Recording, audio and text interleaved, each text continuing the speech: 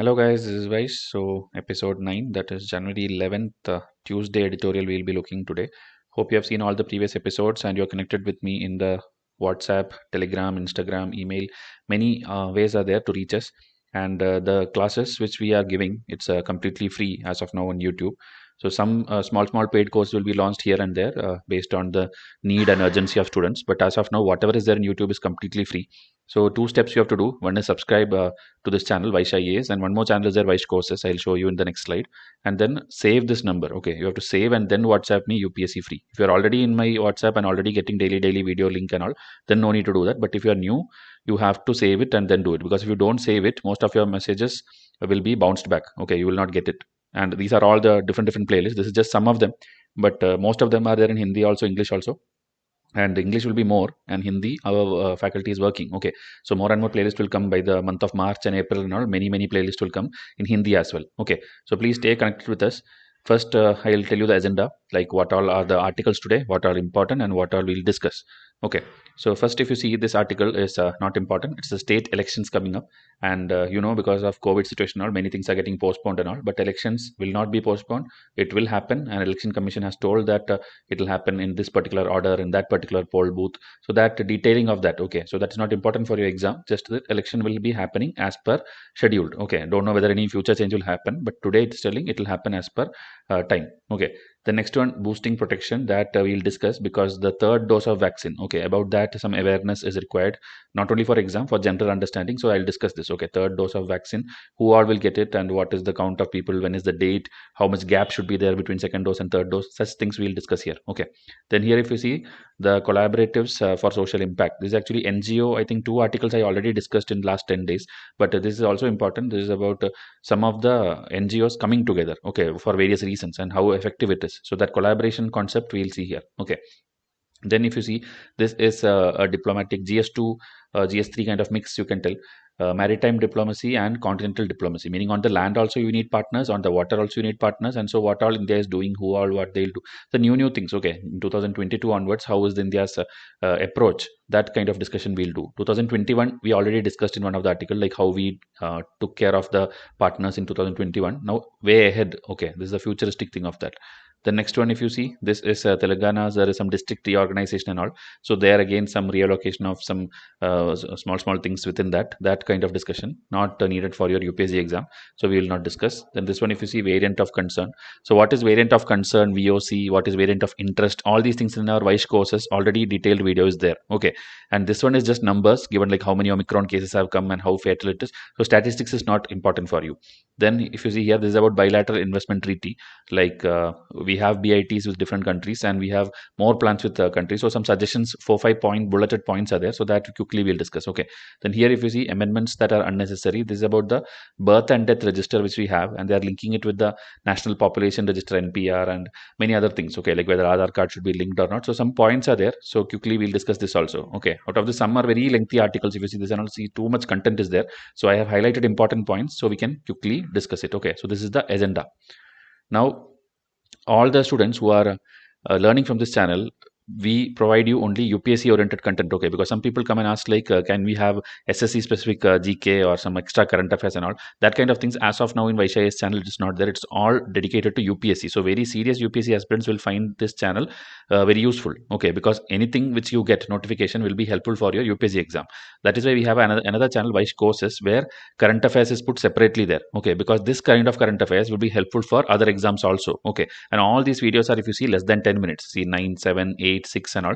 So all these things will be helping you understand the non-editorial news item. Like I will be discussing editorial here in Vysh IAS. The non-editorial will be discussed by other our team members. 2-3 people are there who are doing it in both Hindi and English. So please watch that also. Okay, every day 1 or 2 episodes will come. Today also this one is scheduled for 8:30 live. It will be, you can go and watch it. Okay, about what is plan B of the railways, Indian Railways. So please watch it, because UPSC direct questions will come in both prelims and mains. Okay, these are different playlists done by different teachers in both Hindi and English. If you see, this left is all some are English, some are Hindi. Okay, this is English, this is Hindi. It will be written. Okay, in the Tamil it will be written whether it is Hindi. Okay, see, this is Hindi, this is Hindi. Okay, and this economics also Hindi. So please see to it that you read all these comments, because some people ask very basic queries which are already answered. Please read this. Okay, now first article, that is the booster dose.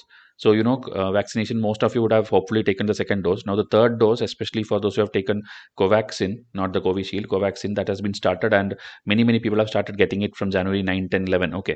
So, it is happening in the last 2, 3 days, and it is for three category of people. One is this 60 years and above, okay, with some any health issues and all those things, then healthcare and frontline workers. So, these people will be getting it. And also, along with this, the teenage children, the 15 to 18-year-old group also, the first dose of vaccine has started. Okay, so everything is going parallelly, and most of them is being given Covaxin, because Covishield availability is also a problem, and Covaxin is there in plenty. Okay, because that very less people have taken it. Now, eligibility also, it is there. You have to see the actual number of people in the three groups eligible to receive the booster dose will be lower. Okay, the reason, because only people who have taken second dose 9 months or 39 weeks ago, meaning, you suppose like December month you took the this thing, okay, you took the second dose, then immediately now you will not get the third dose. You should have completed your first and dose vaccine long back. Okay, meaning 9 months gap should be there, then only the third dose is given. So the numbers now being given will be very low, but in the coming months again numbers will increase, and hopefully everybody will get the third shot of vaccine. Okay, so again, if you see, this is based on some clinical trials and all. They're telling some Covaxin 184 participants, they saw like how it is and all. And this hybrid immunity concept I already told you. This is like, suppose you get infected. Okay, so when you get infected and then recover, your body naturally develops some immunity. Okay, so that plus the vaccine immunity also which you get, so it is called as hybrid immunity, and such people are said to have having higher protection levels. Okay, meaning, suppose a person gets 2 doses of vaccine but never got COVID disease. Another person got 2 doses of vaccine and he got COVID and recovered. His protection level will be more. Okay, because of the hybrid immunity which he has. Like that, one or two terms are there in this. If you see here, sterilizing immunity. Okay, this is like completely prevents infection. Okay, meaning you will not get COVID anymore. That is called sterilizing immunity. But as of now, none of the COVID-19 vaccine can promise you that. Okay, everything is like, including the booster dose, is giving you high level of protection level and neutralizing antibodies, but that does not guarantee full protection from infection. Meaning, still you will get COVID, but you will get it as a mild flu or fever kind of thing. Just 4 5 days you will get in. Even in our team, one member and their entire family has got it. Okay, they are in isolation now and they are recovering. Okay, Omicron variant they have also got, but because they were double dose vaccinated, it came like body pain was there, chills were there, and then it is going on. Throat little issues will be there, but within 1 week you will recover. Okay, so that is why vaccination is very very important. Okay, now when the third dose comes, that also will reduce. Okay, whatever body pain, whatever you're getting, that will also reduce like to a normal fever level. Okay, and another thing is, most of the vaccines are being created from the first strain virus, meaning, vaccine will be made using the virus itself. Okay, whatever is the virus which caused disease, the same virus is used for the vaccine preparation also. So the first strain which was identified in Wuhan, that is what was used for most of this thing. It's not the later one which came like Omicron variant or the Delta variant. That strain is not used for the vaccine preparation. Okay, so that is a little bit problematic. Okay, meaning it can fight properly with the first one, but not the future one properly. Okay, but still it's fighting. What we have found is it is highly effective in stopping even the new variants also. Okay, so later maybe new vaccines will come, or any special super vaccine will come in which it is made with the latest variant, or which can fight with all variants. So till then you have to take the proper precautions also. That is the message from this article. Okay, how much ever you take the virus or whatever, you still can get breakthrough infections. Okay, this is also one more term. Breakthrough infection means you are already vaccinated, still you get the COVID disease. Okay, so that is called breakthrough. It is breaking through and getting inside. So breakthrough infection. Okay, so you have to have, so it's telling it's not a silver bullet, but must be used in combination with mask and other COVID appropriate behavior to drastically cut the risk of infection. So you have to be careful even after taking all the vaccines. Okay, now this India and security, a very little lengthy article, but I'll tell you important points alone. This Republic Day, we always host different countries leaders. Okay, so this time we are inviting the 5 Central Asian leaders. Central Asian countries, tell me in comment section which are the 5 Central Asian countries. Okay, yesterday also I asked the same question, some of the people answered. So tell me in comment section. So on Republic Day they will be coming, and Prime Minister Modi already visited most of the countries. All the 5 countries we visited in 2015, and this National Security Advisor Ajit Doval also, and external minister, affairs minister, they also met with the Central Asian counterparts, meaning Central Asia's their NSA and external affairs minister. They had a meeting recently in Delhi. So we have good tie-ups with them and relations going good. Now this Independence Day visit will be adding up to all those things. Okay, another thing you should know, that America has been like withdrawing from Afghanistan and Central Asia and all, and Taliban is taken over, so their influence is a little bit reduced in Central Asian region. Okay, so in this context, where Pakistan and China's influence will increase there, India has to have good relations there. Okay, because US army, everything is gone out, so it becomes a very vulnerable area. Okay, so there India has to go and pitch in. That is what is happening, and India is doing the right thing also. Okay, because it's a high concern for India's continental security interest. Okay, this full article, it is divided into two areas. One is this continental security, and one is maritime security. Okay, land and water. So again, continental strategy, we are, as I told, we are going with them because it's very important for us for promoting connectivity and defense and security, India soft power, boosting trade and investment. So these kind of points in your mains answer also you should write. Okay, so this we have to do, but this is not alone sufficient. We have to do more things. So that is what is being told here. China, China's assertive rise is there, and the withdrawal of USA and NATO from Afghanistan. Then there is rise of Islamic fundamentalist forces. Then changing dynamics of historic stabilizing role of Russia. This yesterday or day before yesterday, I discussed the article where Kazakhstan, one issue is there, and then Russia is going there to help. Okay, through how? Through this Collective Security Treaty Organization, CSTO. Okay, this is why I'm telling. If you had watched editorial regularly, these things you will understand. What was the story in Kazakhstan? What is happening there? What is CSTO and why is Russia sending it? These all stories I've already explained. Okay, so please understand the editorial. If you don't do regularly, then you will have no point out of it. Okay, you will not gain it or able to produce proper answers in the mains. Okay, you have to have daily thing. So please watch in order. Don't watch randomly. So again, all this is setting a stage for sharpening of the geopolitical competition on the Eurasian landmass. Okay, so if you see here, China problems are always there. To meet this challenge, evolving an effective continental strategy for India will be a complex and long-term exercise. Meaning, as I told, it's not just one invitation to Republic Day. That is not enough. A long-term exercise has to be carried on. We have to have future frequent meetings and visit to each other. Then only it will work out. Now, India's maritime vision and ambitions. Okay, so already India in the last decade has done extremely well. Okay, the national maritime strategy is there. Then the Sagar initiative is there, which Prime Minister announced. Then we have this Quad and all in Indo-Pacific. We are tying up with USA, Australia, Japan. So we are trying to counter China. Okay, because China as a military power is coming there, and various reasons they are telling. Okay, it may also be a byproduct of the over influence over our think tank community of Anglo-Saxon strategic thinking. Okay, this term maybe you are hearing for the first time. Okay, so Anglo-Saxon model is a model which used to be followed by UK, USA, and all. Where if you see characteristics of this model include low level of regulation and taxation, then public sector providing minimal services and strong private property rights. Okay, contractor investment. So it's like ease of doing business kind of thing. Okay, where more private is pitching in and government is doing lesser investments in that, and proper regulation is there, all this thing. So that model is called Anglo-Saxon. So this and all in India, it is always improving in the last few years. So they're telling this may be one of the reason why we are also doing good in the maritime sector also. Okay, so it's just a terminology. If you use in your exam, maybe examiner will like it. Okay, like Anglo-Saxon strategic thinking. So just I showed you what is the meaning of it. This is how you learn different terms. When you don't know something, simply put in Google, the first Wikipedia link will come. First paragraph you read it, you will get the idea. Okay, don't do over research or don't keep asking, sir, explain, sir, explain. You can do it yourself. Those who do yourself, they are the ones who will easily clear this exam. Okay, you have to put a lot of effort, not like simply by heart the topper's notes. Okay, now US is a preeminent naval power that everybody knows, and maritime security is important to keeping sea lanes open for trade, commerce, and freedom of navigation. Everything by resisting territorial aggrandizement. Okay, this one means like exaggeration or China's too much interference. Okay, that kind of word it is. So this word also, if you want, you can by heart it in the South China Sea and elsewhere. Okay, China, they are trying to expand everywhere. So that we are trying to counter. Okay, and we are trying to help other countries also who is facing problem with China. Okay, like Vietnam or Philippines. Those people are not happy with how Chinese is coming there.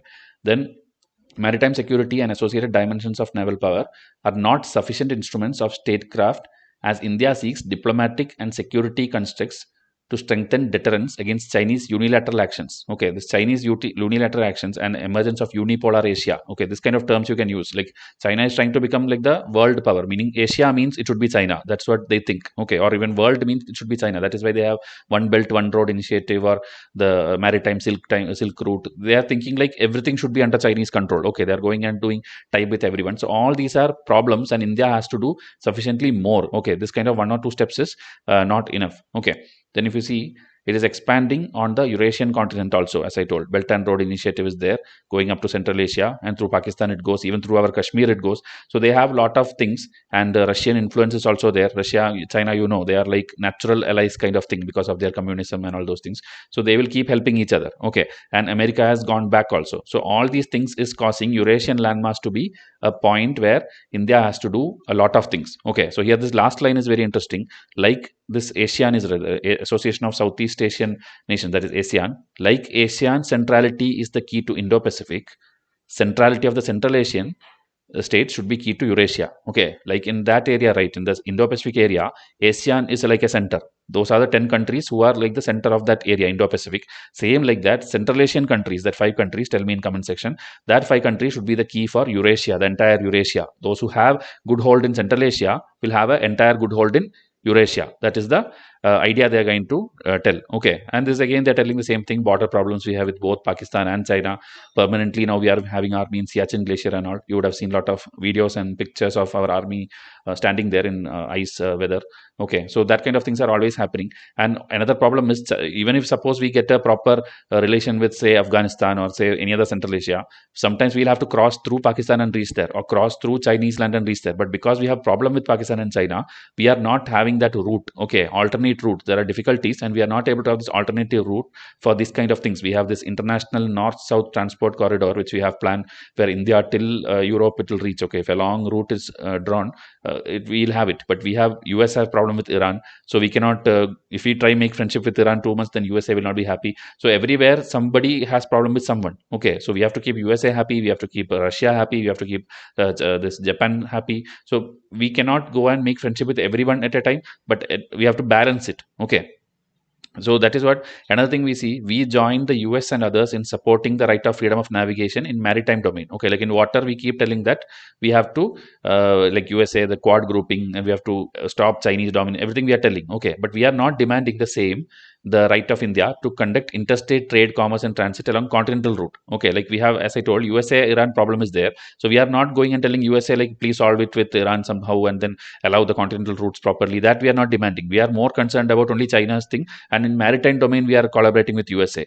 But in land route also we should try to have good ties with USA and solve the Iran issue, and then make this kind of routes possible. Okay, that is what the author is suggesting. Okay, so again Afghan development and India's problems are again increasing. That kind of things again repeating. So that's why I'm telling this article. Too many things are repetitive. Okay, so important points only I'm telling you. Then again, Russia and USA, there was something called this Intermediate Range Nuclear Force Treaty that also has come to an end. Okay, if you see what is this is an arms control treaty between USA and Soviet Union. Okay, since long time it was there from 1987 and all, but in 2019 it got expired. Okay, so USA and Russia also, they are now not there. In most of the treaties are getting expired, and they are not collaborating too much. And wherever USA exit, Russia will try to enter. So that old kind of Cold War kind of thing and all will again restart. Okay, so that kind of things is mentioned here, and also the number of troops which is reducing. Okay, see wherever USA had 2,65,000, now it is 65,000. Here 1,70,000, now it is 10,000. So everywhere USA is like trying to cut short their budget, and they're taking back all their thing. Okay, so it's a very difficult thing for USA to balance both the sides also. One is the European side, the landmass, and one is the Indo-Pacific also, because they are not properly deciding where to invest, because both sides they are not togetherly ready to invest. Okay, under the new Biden administration, they are not ready to do that. When it was Trump's time, they were pushing everything everywhere. Okay, so that kind of things are also a problematic thing. So India should find a balance. Okay, India will not have the luxury of choosing one over the other. We would need to acquire strategic vision and deploy the necessary resources to pursue our continental interest without ignoring our interest in the maritime domain. Meaning everything, every country you have to balance. You cannot choose one over the other. You cannot choose continent over maritime. Everything has to be balanced. Okay, and see transit and access, working with our partners in Central Asia, Iran, Russia. Then more proactive engagement with the economic and security agenda with all this SCO, Eurasian Economic Union, the CSTO. Okay, all these I have explained already in another video. So stabilizing Afghanistan is necessary, but not a sufficient condition. Okay, you cannot invest too much into that also. Afghanistan also, you have to have the right balance. Striking the right balance between continental and maritime security would be the best guarantor of our long-term security interest. This yellow line, why I highlighted, because this is the exact line which in your mains GS2 question paper it will come. Okay, like this they'll put it and they'll tell like elucidate, elaborate, justify, discuss. So you will have to write this entire article and more things which you learn over the days. Okay, you have to make your own answer. There is no perfect answer in mains. Okay, whatever you write from your gathered knowledge, that is the best answer. And problem with students is they by heart one toppers or one coaching institute's same answer, and everybody go and write the same thing. So you will all get the same marks only. How will you become a topper? If you have to become a topper, you have to make your own answer, a unique answer from all the knowledge which you gather. Okay, and that is what we try to make here. Okay, our Vysh IAS answers will be always unique. That is why our mains test series, you will get brilliant content, and then you will be able to produce it properly in the exam, which no other institute has. Okay, because all the other big brands thing are already out in the open. Everybody are by hearting the same thing. Okay, so India will now need to define its own parameters of continental maritime security consistent with its own interest. Okay, like India also should not go and fall under some other agenda. They should make their own strategy, own methods, everything. Like I told about you, UPSC aspirant, make your own answer. India should also overall make their own strategy. Okay, they should not follow any world standards. Now this one, collaborative social works, the next article. So this is actually based on some report which came, some like philanthropic collaboratives in India, the power of many. Okay, there was an article.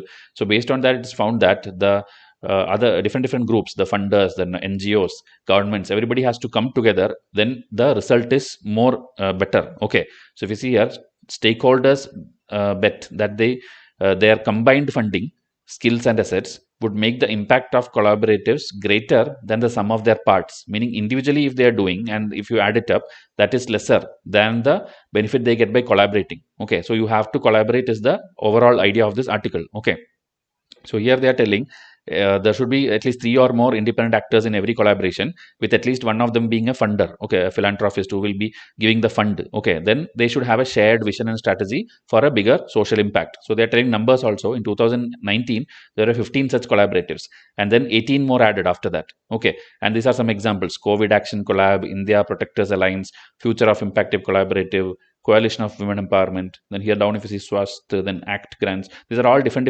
collaborations. Okay, and 16 of them operate from multiple states also. It's not like in one particular area it is there. It is there in multiple states. Okay, so most of them focus on implementing social programs and mobilizing funding. Okay, so if you see this, Swast has created some telemedicine portal. Then this one, ACT grants, has pooled a lot of finances for COVID. So they are all doing a very good job.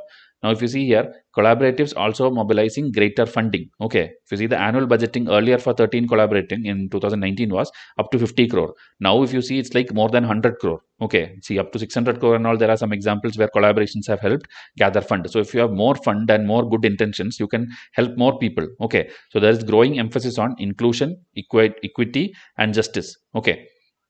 This also tell me in comment section what is the difference between equity and equality. Okay, I've explained once very nicely in one article. So if you know, tell me like in simple way. Okay, equity versus equality, what is the difference? Now the new generation of collaboratives increasingly focus on marginalized community such as informal waste pickers, frontline workers, migrant labor. These are the new focus areas of new collaborations. Okay, so you know because of pandemic, many people lost their jobs and they were having a lot of problems. Okay, so several partnerships now involve business harnessing the power of private capital also for social good.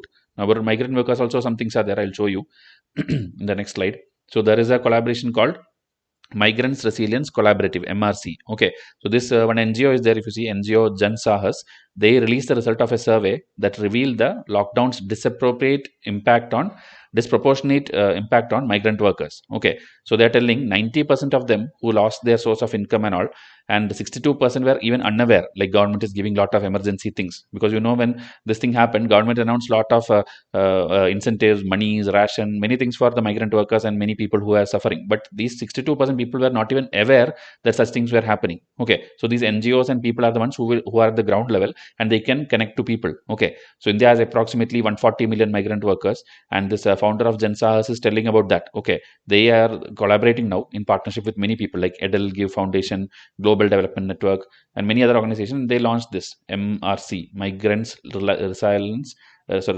Collaborative. Okay, so their goal is to facilitate relief for more than 10 million migrant workers across 13 states. Okay, so many companies, this number is not important, everybody are partnering with them. Okay, but he is telling that although we have this good result, the starting is always difficult. Okay, collaboration is always complicated. Okay, because you have to build trust among multiple partners, and balancing their priorities and their collaborative goal can be challenging. Okay, because everybody would have started NGOs and all for different purposes. Their idea will be different. They will have different, like maybe they want to help women or they want to help children. Everybody will have a different idea. So bringing everyone together about the funding and about the idea and about the strategies, it's a very challenging task. Okay, so now if you see in 2020, we found that it took several years for collaboratives to move from coming together, where they define their shared mission and strategy, to actually working together. Okay, coming together is okay, but working together with proper result is a very challenging thing and will take lot of years. Okay, but now it is improving. He's telling out of the 18 which we told earlier, 15 are already working together. Okay, not just coming together, they're working together.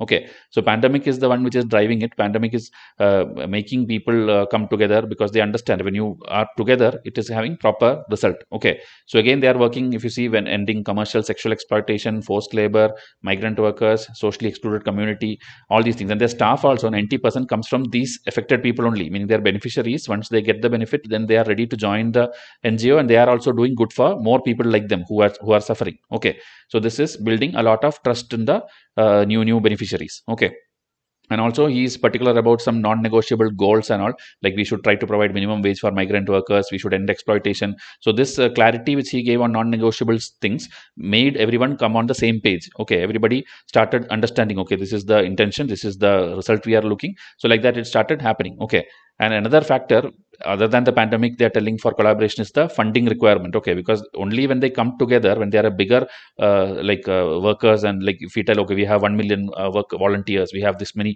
beneficiaries, we are working in 15 states, when we tell like that, only more funding will come. People will have more trust to donate something to that or give charity to that, or more funders will come. So funding is a aspect because of which collaboration is also improving. Okay, so they are telling again, formal collaboration should happen, more private businesses should come, more distinct kind of things should be there. Only then this will be a lasting feature in India's social sector. Okay, so in GS 1 and 2, this question can come, this kind of thing, collaboration of NGOs. Two few days back, I discussed NGO with the government collaboration. That also, please collaborate with this and then make a wonderful answer. Okay, now this one, birth death register. Okay, so there is this act, Registration of Birth and Death Act 1969. Okay, so in that some amendments they have proposed, and the author is not happy with what all amendments are telling. He's telling a lot of unnecessary amendments are there. So quick discussion of how is this working. Okay, so major proposal is to prepare a national database. Okay, because as of now, it is the responsibility of the state. Okay, state is the one who is registering the birth and death. Now center is trying to make a national level database for the registration of birth and death. Okay, which will be used to update everything. Okay, it will be even shared with other NPR, national register, then voters list, Aadhaar database. So it will be a very common kind of national database which is in the proposal. Okay, so now if you see, state government is recording, state government only appoints someone called chief registrar. Okay, in national level we know there is someone called Registrar General of India. Okay, this is one thing, and this is the one, he is the person who will be coordinating everything or unifying everything under this act. But at the ground level, it is the chief registrar appointed in the state who is the executive authority, and then there are a lot of officials also in the district level, lower levels, and a lot of officials. They are the ones who actually do the groundwork. Okay, currently I'm telling. Now information on all this is in state level database using a unified software in many states. Okay, the system enables citizens to easily obtain the required services, meaning somebody want birth certificate, death certificate, or anything. The system is allowing the state level, and it prevents fake registration and errors. Everything is going fine. Okay, now birth and death register also includes some personal information about the child born, child parents, then the deceased. All these things are also there in the register. Okay, then extra some information is collected, but that is not put in the register, but it is just for a long term, this thing for statistics. Okay, like if you see demographic studies, like what is the kind of population, what is the religion, what is, many things are there which is not there in the register, but it is also collected during this exercise. Okay, this is just an introduction of how currently the system is working. Okay, then on registration of birth and death, the information can automatically go to the concerned authority. Okay, so if you see here, other databases are also there, like if you see population register. So this and all is like instantly transferred also from state level to that wherever population is being counted, census level and all. This is also transferred there. Okay, from birth and death register to population register. Okay, now the author is telling it may be enough to get that information on a monthly or even annual basis, meaning for some of the things. Okay, population maybe you are doing annually or 10 years, or maybe there are something like election database where they need to know like how many are dead, whether the people is still existing or still a voter. So that and all, every day or every time when a birth happens, you don't have to report to the election commission or election authority. Only like once in a month or once in 6 months, based on how the election comes there or how it comes. That way you can change it. You can transfer it from one authority to another authority. That is what is being told by the author. Okay, again, cancellation of passport, driving license, etc. Again, is telling nobody can easily misuse these things even if somebody dies. So this and all, you no need to share every time. So that kind of some suggestions this author is giving. Okay, and in all cases where instantaneous updating is not necessary, the concerned database should collect the information from the best source.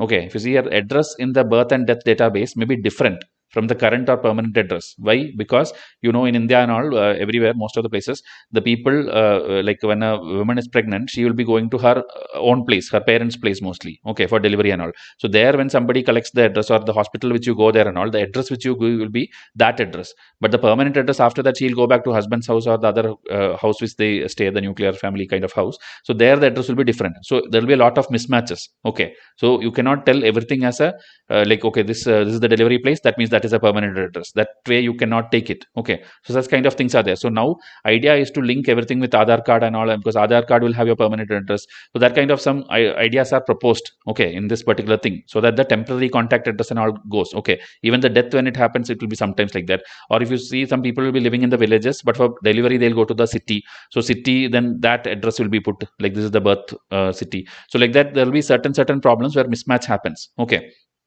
so again, if you see, they're telling lot of all these are data sharing kind of thing. Okay, very internal thing. So here a proposal is to include Aadhaar number, if available, as one piece of information to be reported while reporting a birth or death by amending section 8 of the act. Okay, so that also author is telling it is unnecessary, some amendment. You don't have to amend the whole act. Just in the form which you are filling in the starting during birth or death, that time just include a column there. Okay, like Aadhaar card number. You don't have to amend the whole act and then bring it in parliament and do all these things. Okay, just change the form, which can be done at local level. That is what he's telling. So this kind of thing is what he's pointing out. So that's why I'm telling article as such is not important, but some important things, terminologies, and this RGI, the Registrar General of India, like some names you will hear. Okay, so he's telling not sure, not clear why it is necessary to amend the whole act for its inclusion. Okay.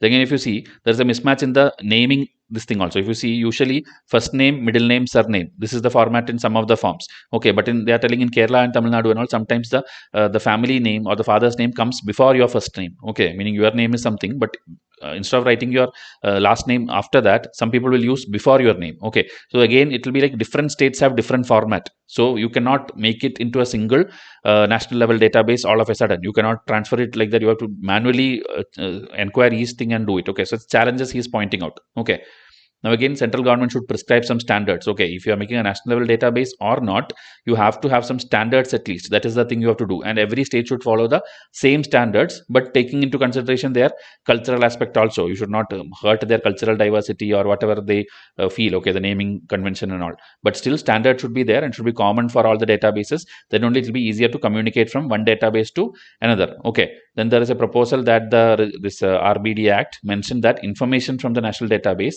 would be used to update the population register, Aadhaar database, passport database. This is all the proposal. Okay, and the birth and death certificate issued under this act should be taken as evidence of date and place of birth for issuing Aadhaar cards. Okay, because now when you go to take something, some people will tell, okay, you have to have that particular form or this particular thing, else we will not take date of birth. Even in your Aadhaar card, some people have only the year, I think. If you see date of place, it will be, sorry, birth thing, it will be only the year. Okay, like 1985, 1995. There will be no month and day. So then when you take that Aadhaar card and go somewhere to apply PAN card or something, they will tell your date of birth is not there, only year is there. We cannot accept it. Okay, so try to bring a uniformization in everything. Okay, and also in the last decade, a lot of computerization has happened, and so this new amendment is nowhere talking about that changes. Okay, like how it was run manually and how it is computerized, that changes and all is nowhere mentioned. The proposed amendment falls short of all these things. Okay, so these keywords whichever you see, right, these are the points only you have to study, because this is just an editorial. You cannot write this as an answer. It is not looking good like an answer. Okay, we have to extract points and make up your own answer. How I hope you are making notes whatever I'm telling. And again, if you see here, He's telling long back in 2012 also there was something like marriage registration also should be included in the Birth and Death Act. Okay, that was there, but then Lok Sabha something happened, it did not take up, it lapsed. So now Law Commission also suggesting the same thing. So instead of going for another amendment, you should try to take care of the existing proposal itself. Okay, whatever old old bill was there, and then Law Commission what suggestion came, that you should take instead of drafting an overall new bill. That is what the author is telling. Meaning overall the author is not happy. Okay, but I told you what is the challenges, what is the things they are trying to bring in together, and how it is different, what is shortfall, whatever you felt, that points alone, put it in a paper. Okay, that is which will help you later to write an answer. Now the last one, bilateral investment treaty. Okay, so this one, if you see, India has this BIT with most of the countries, and sometimes it fails also. Now there is a report by the standing committee. That is why this is being discussed. And here, if you see, in 2011, we had lost investment treaty claim. Okay, meaning when something happens, somebody is not happy, the opposite country will tell like the ease of doing business is not correct, or that is not correct. So their claim will be, some dispute will be there, then claim we'll see like which country wins. So in 2011, that is 10 years exactly, we had lost actually. Okay, if you see, White Industries was India, this White Industries actually Australia's one company. So with Australia was India, when that problem happened, the first investment treaty, we lost it. Okay, so that is a correct time they are telling, after 10 years we are bringing in a report and we are discussing. So it is very crucial. Okay, so it's a watershed moment for India, and it transformed the trajectory of India's BIT landscape, triggering sweeping changes. Okay, this unilateral termination of treaties and all, so many clauses have come. So if you see broader context, okay, like why we are discussing this. So first, second, third, they have given three core element. Okay, first, as I told, the White Industry case, okay, where we lost, and then if you see, after that many years have gone, and now India is like the 10th most frequent respondent state globally in terms of investor state dispute settlement claim. Okay, this ISDS means investor state dispute settlement. So UNCTAD report is there, they're telling like that. So that is why, that is one reason India is involving in lot of treaties also, and lot of claims are happening, lot of problems are happening. So we have to take this issue seriously. That is point number one. Point number two, we have a new model BIT. Okay, in 2016 we drafted a model BIT, and based on that you have to have different BITs with different countries. Okay, so that is departure from the previous practice and all. So that we have to work on much more. So that is the second reason. Now third reason, India is in the process of negotiating new investment deals. Okay, India is trying to have deals with the new UK after the Brexit, then the Australia, with many people we are trying to have. So this is all happening now. So that is the three main reasons why BIT should be taken seriously. Now again, 4 points they have given.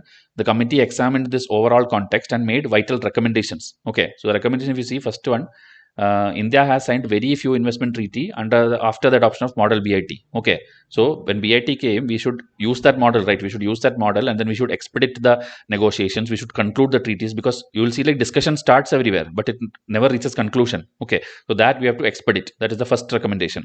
Okay, then if you see, second one, committee recognizes the potential of BIT in lowering FDIs. Okay, and they're telling when you have more BITs, bilateral investment treaties, it can bring lot of FDI also.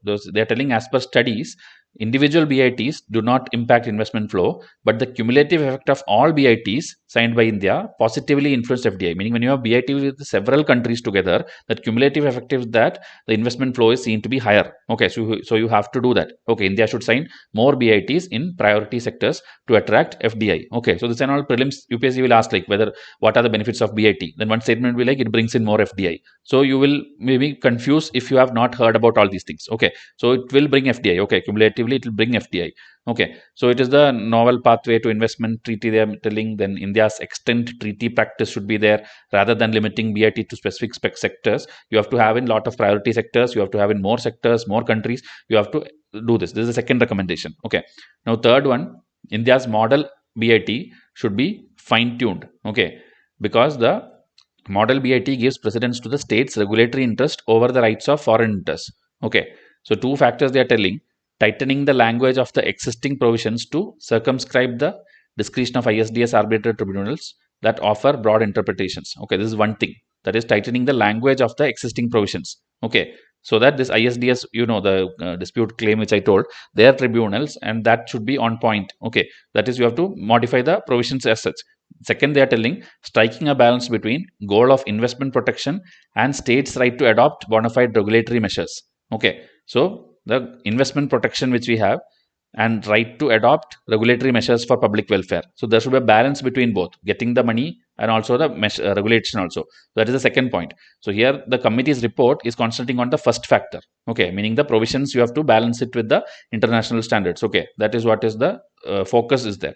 Okay, because already EU and all, if you see, European Union is already not happy much with the model BIT. So the provisions you have to change it for matching the international standard. So that is what the committee is recommending as the third point. Okay, now the fourth point, bolstering the capacity of government officials in the area of investment. Bolstering means boosting. Okay, boosting the capacity in the area of investment, meaning you should have more institutional mechanism for capacity building. Then public and private universities should be there. Chairs in university should be there for fostering research and teaching activity. Meaning overall, you are teaching the officials should be more well versed in international investment laws. Okay, not like Indian laws. They should know international investment laws and treaties and everything they should be knowing. These are the four strong recommendations given to improve in bilateral investment treaty. Okay. Again, they are telling as a conclusion, India's most of the cases we have lost or claims have gone from our side is because of our poor governance. Meaning we know everything, we have the potential for everything, but we are not taking it seriously. We are not governing it seriously. Okay, so it's a GS2 topic, governance. So if you see this Vodafone one case was there where we lost. Then again some scam they are telling. So these are just examples, whatever is there. But like that, our governance is the problem, and that we have to improve. Okay, greater regulatory coherence, policy stability, robust governance structures to avoid ISDS claims. Okay, government should promptly assemble an expert team to review the model BIT, and the team should involve critical voices because plural viewpoints can coalesce into an efficacious policy. So this simply they have complicated. This coalesce means merge, efficacious means efficient. Okay, so if you all have this critical voices, meaning people with good talent, everybody come together, good policies are there, plural viewpoints will come, lot of viewpoints will come, you can merge all that together and make an efficient system. Okay, simply complicated words they use, so you can also just by heart this and put in your answers to make it look different. Okay, so today's editorial was, I think, lengthiest in the last 10 days in after New Year started, but it was all important. That's why I couldn't skip anything. Okay, so please contact me. I'll come up with the next video. Thank you and have a nice day.